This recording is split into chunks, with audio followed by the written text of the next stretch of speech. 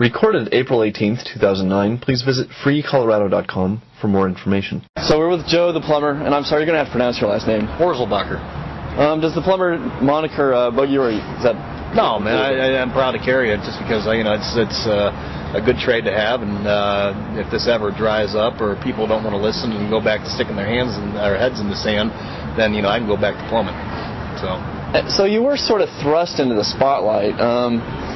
Is that been generally a positive development in your life? Are you happy with that, or would you have chosen that course otherwise, or no? No, I would never have chosen that course. Just like every other American, I've been so disenchanted with the political process and what goes on and the corruption that how can just me have a voice? Have I been involved, called my congressman and senator? Absolutely, I've done those things. But just one person, if I jump up on a stage, just Joe Wurzelbacher, no one listens. I mean, the same with, David Scott or John, whoever. I mean, they just don't listen. So having a platform now, and it almost makes it to where I have to go out to represent a lot of other hardworking Americans that don't have that option. I get the idea you're kind of doing this kind of public speaking as with a big portion of your time. Do you plan to keep doing that indefinitely, or what are your concrete? It really depends on the American people. I mean, I'll keep speaking as long as people keep listening and can get excited around issues and get stuff done. I mean, being in the trades, we look at something and want to get it fixed, or we want to build it.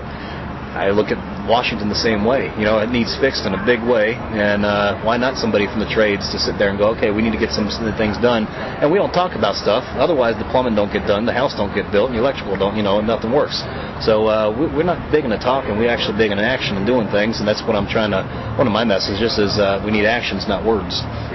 If somebody wants to follow sort of what you're saying and what you're doing, do you have like a big webpage, or how do people learn about what your message is and where you're headed? And 9 out of 10 times, a lot of other people are carrying it between mainstream media, which isn't always flattering, to a lot of the bloggers these days pick up on what I say. I do have a website called secureourdream.com, and that'll start getting updated more and more frequently as we go here. I started it up initially within probably the first month that everything hit, but just the amount of work involved in running the website, going to these grassroots rallies, and then being somewhat of an activist, it's a lot of work. I mean, it's a lot of work. So just expanded, brought on an assistant that's able to help coordinate and do some writing, and so we'll be posting more updates. Just got on Twitter, so be saying those that are talking that, and I'm using Facebook, so just trying to get that out there, and that's about it so far. Well, I saw you on TV on the rally, so good job.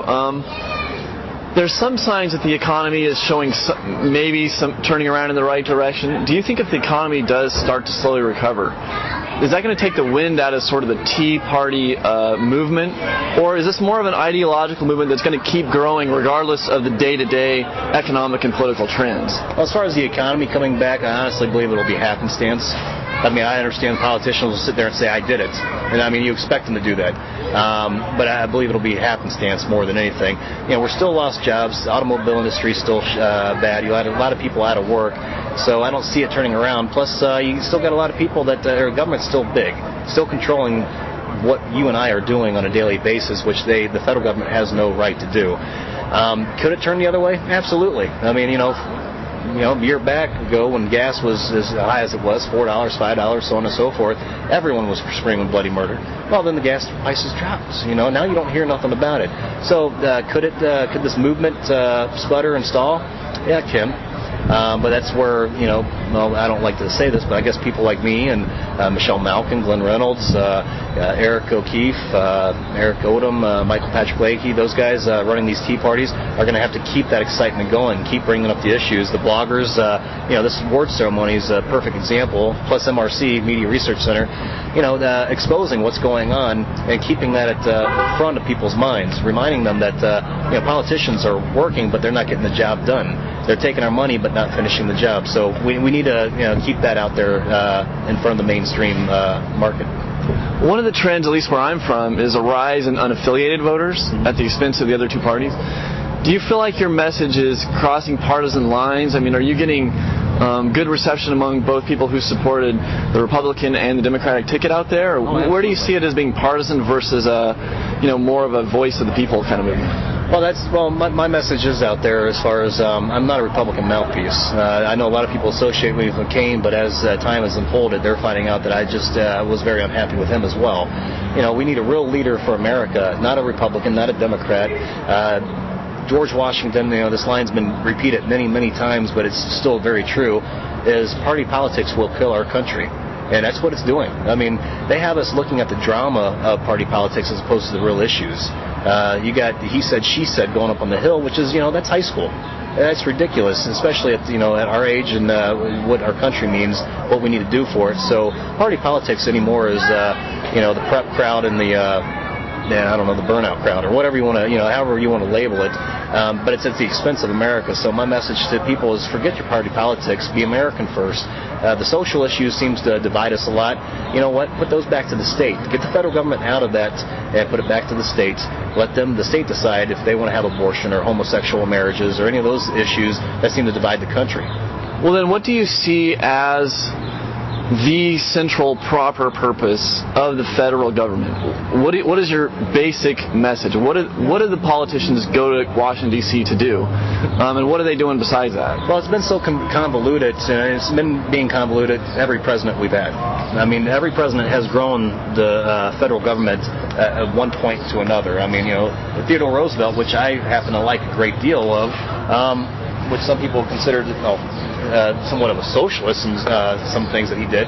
Yeah, he started Department of Interior as far as, not Department of Interior, but, the federal parks. Is it a good idea? Yes, I believe it was a good idea. I'm an avid outdoorsman. I love those, the fact that someone had the foresight to think about something like that. But at the same time, the government just, for example, they subsidize a lot of private businesses. Now, they want to say that's only 1 or 2% of the total revenue that they spend, but it's still 1 or 2% that doesn't need to be spent. They overspend there. Subsidizing private businesses is not something that American people should do. We give a lot of money to people that come into the country as far as immigrate to our country. Why? We've had plenty of people here, so we don't need to give money to that.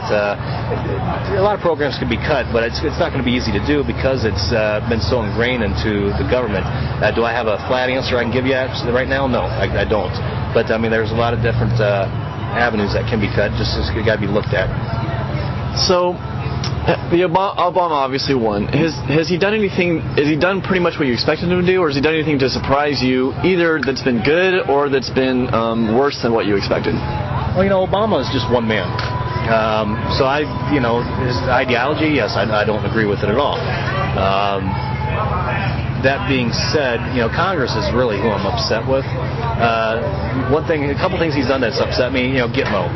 I don't see why it needs to be shut down. I don't think that really represents all the people in America. I believe it represents a minority of a group that has a loud voice, but I don't believe it represents America. Well, our military is definitely standing strong. The Navy did a great job with the pirates. Yes, they did. But I'd even go a step further and just blow the damn boats up. Send a strong message. You're doing wrong. It's right and wrong. There's stop with this liberal crybaby stuff. The world's not fair, and if you decide to take a course of action, then you need to be responsible and face the consequences of those actions. And we've seemed to have gotten away from that here. But as far as back to Obama, one stance he took is with the Middle East, apologizing and showing, to me that shows weakness. And I've been over in that area of the world. You can't show weakness in that area. That just invites them to invites trouble, and you always have to have a strong front and let them know that you are willing to do whatever it takes to keep us safe. And I think Obama has failed in that measure alone. Now, he did bring some transparency stuff with knowing with government spending, where it's spending it, so on and so forth. I like that. I think it needs to be done across the board and enforced more. A lot of people are hiding it on the computers, the different logins. They've really done their best to swirl it away. Well, listen, we might find points to disagree with, but I sure appreciate your independent voice out there in the public and really taking your cause out there and making your voice heard. So thanks a lot. Oh, you're welcome. I respect anybody that will stand on their own beliefs. Even if I disagree with them, as long as they stand on them and don't waffle public opinion, then that's the kind of person I really admire. All right, man. Well, I'll see you on the road. All right, brother. Thanks. Yeah, it was good talking to you, Art.